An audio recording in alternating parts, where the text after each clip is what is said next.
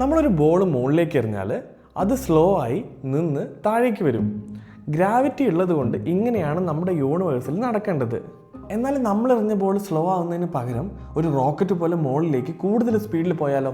ഇങ്ങനെയാണ് നമ്മുടെ പ്രപഞ്ചം എക്സ്പാൻഡ് ആയിക്കൊണ്ടിരിക്കുന്നത്. നമുക്ക് കാണാൻ പറ്റാത്ത, ഡിക്റ്റേറ്റ് ചെയ്യാൻ പറ്റാത്ത, ഇൻവിസിബിൾ ആയ എന്തോ ഒന്ന് നമ്മുടെ പ്രപഞ്ചത്തിനെ പുറത്തേക്ക് പുഷ് ചെയ്തുകൊണ്ടിരിക്കുകയാണ്. മുഴുവൻ പ്രപഞ്ചത്തിൻ്റെ 70% വരുന്ന ഈ ഇൻവിസിബിൾ ആയ ഫോഴ്സിനെയാണ് നമ്മൾ ഡാർക്ക് എനർജി എന്ന് വിളിക്കുന്നത്. 20-ാം നൂറ്റാണ്ടിൻ്റെ തുടക്കം വരെ എല്ലാവരും, ഇൻക്ലൂഡിങ് ഐൻസ്റ്റീൻ, വിശ്വസിച്ചിരുന്നത് സ്റ്റാറ്റിക് ആയ കോൺസ്റ്റൻ്റ് ആയിട്ടുള്ളൊരു യൂണിവേഴ്സിലാണ്. 1915 തൻ്റെ തന്നെ general relativity equations universe static അല്ല, എക്സ്പാൻഡ് ചെയ്യുകയോ കൊളാപ്സ് ചെയ്യുകയോ ആണ് എന്ന് പ്രെഡിക്റ്റ് ചെയ്തപ്പോൾ യൂണിവേഴ്സ് കോൺസ്റ്റൻ്റ് ആക്കാൻ വേണ്ടി ഐൻസ്റ്റീൻ തൻ്റെ ഇക്വേഷനിൽ ഒരു അഡീഷണൽ ടേം ആഡ് ചെയ്തു. ഗ്രാവിറ്റിക്കെതിരെ ആക്ട് ചെയ്യുന്ന എം ടി സ്പേസിൻ്റെ എനർജിയെ സൂചിപ്പിക്കുന്ന ഈ ടേം ആയിരുന്നു കോസ്മോളജിക്കൽ കോൺസ്റ്റൻറ്റ് അഥവാ ലാംഡ. എന്നാൽ 1929 എഡ്വിൻ ഹബിള് ഈ സ്റ്റാറ്റിക് യൂണിവേഴ്സ് തിയറി തെറ്റാണെന്ന് തെളിയിച്ചു. ഗാലക്സികൾ നമ്മുടെ അടുത്തുനിന്ന് ദൂരേക്ക് പോയിക്കൊണ്ടിരിക്കുകയാണ് എന്ന് പുള്ളി ഒബ്സർവ് ചെയ്തു. മാത്രമല്ല, ദൂരെയുള്ള ഗാലക്സികൾ അടുത്തുള്ളവയെ അപേക്ഷിച്ച് കൂടുതൽ സ്പീഡിലാണ് ദൂരേക്ക് പോയിക്കൊണ്ടിരിക്കുന്നത്. അതായത് ഇത് ഗാലക്സികൾ മൂവ് ചെയ്യുന്നതല്ല, മറിച്ച് നമുക്കും ഗാലക്സികൾക്കും ഇടയിലുള്ള സ്പേസ് എക്സ്പാൻഡായി അവ ദൂരേക്ക് പോകുന്നതാണ്. ദാറ്റ് മീൻസ് യൂണിവേഴ്സ് എക്സ്പാൻഡ് ചെയ്തുകൊണ്ടിരിക്കുകയാണ്. എക്സ്പാൻഡിങ് യൂണിവേഴ്സ് ഐഡിയ എല്ലാവരും ആക്സെപ്റ്റ് ചെയ്തു.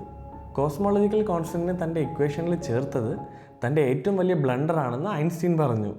സോ കാര്യങ്ങളെല്ലാം മനസ്സിലായി എന്നാണ് എല്ലാവരും വിചാരിച്ചത്. ബിഗ് ബാങ്ങിൻ്റെ ഇനീഷ്യൽ ഫോഴ്സ് കൊണ്ട് യൂണിവേഴ്സ് എക്സ്പാൻഡ് ചെയ്തുകൊണ്ടിരിക്കുകയാണ്. എന്നാൽ നമ്മൾ മുകളിലേക്ക് എറിഞ്ഞ പന്ത് ഗ്രാവിറ്റി കാരണം സ്ലോ ആവുന്നത് പോലെ പ്രപഞ്ചത്തിൻ്റെ ഈ എക്സ്പാൻഷനും ഗ്രാവിറ്റി കാരണം പതുക്കെ സ്ലോ ആവും എന്നാണ് എല്ലാവരും വിചാരിച്ചത്. യൂണിവേഴ്സിൽ നോർമൽ മാറ്ററിൻ്റെ ഒരുപാട് ഇരട്ടി ഗ്രാവിറ്റി എക്സേർട്ട് ചെയ്യുന്ന ഡാർക്ക് മാറ്റർ കൂടെ ഉണ്ട് എന്ന് കണ്ടുപിടിച്ചപ്പോൾ ചോദ്യം ഗ്രാവിറ്റി യൂണിവേഴ്സിൻ്റെ എക്സ്പാൻഷനെ എത്രത്തോളം സ്ലോ ആക്കുന്നുണ്ട് എന്നായി. ഇത് കണ്ടുപിടിക്കാൻ വേണ്ടിയിട്ട് 1990കളിൽ 2 സെപ്പറേറ്റ് സ്റ്റഡി നടത്തി. ടൈപ്പ് 1 സൂപ്പർനോവകളുടെ ബ്രൈറ്റ്നെസ് ഒബ്സർവ് ചെയ്ത് അവയിലേക്കുള്ള ദൂരം ആക്യുറേറ്റ് ആയിട്ട് മെഷർ ചെയ്യാൻ പറ്റും. ഈ actual distance universe expanding model predict ചെയ്യുന്ന ഡിസ്റ്റൻസുമായിട്ട് കമ്പയർ ചെയ്ത് യൂണിവേഴ്സിൻ്റെ എക്സ്പാൻഷൻ എത്രത്തോളം സ്ലോ ആവുന്നുണ്ട് എന്ന് കണ്ടുപിടിക്കലായിരുന്നു ലക്ഷ്യം.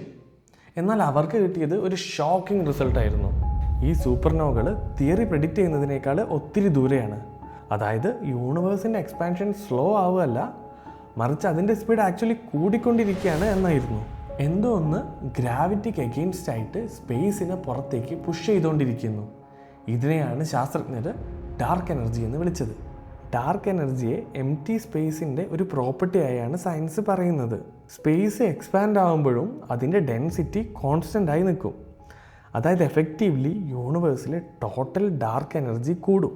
ഇത് ആക്ച്വലി ഐൻസ്റ്റീൻ എടുത്തു കളഞ്ഞ കോസ്മോളജിക്കൽ കോൺസ്റ്റൻ്റ് എന്ന ഐഡിയ തിരികെ കൊണ്ടുവന്നിട്ട് ഡാർക്ക് എനർജിയും ഡാർക്ക് മാറ്ററും ഡോമിനേറ്റ് ചെയ്യുന്ന ജനറൽ റിലേറ്റിവിറ്റി പ്രകാരം ഇവോൾവ് ചെയ്യുന്ന ഒരു universe model, lambda CDM model propose ചെയ്യാണ്.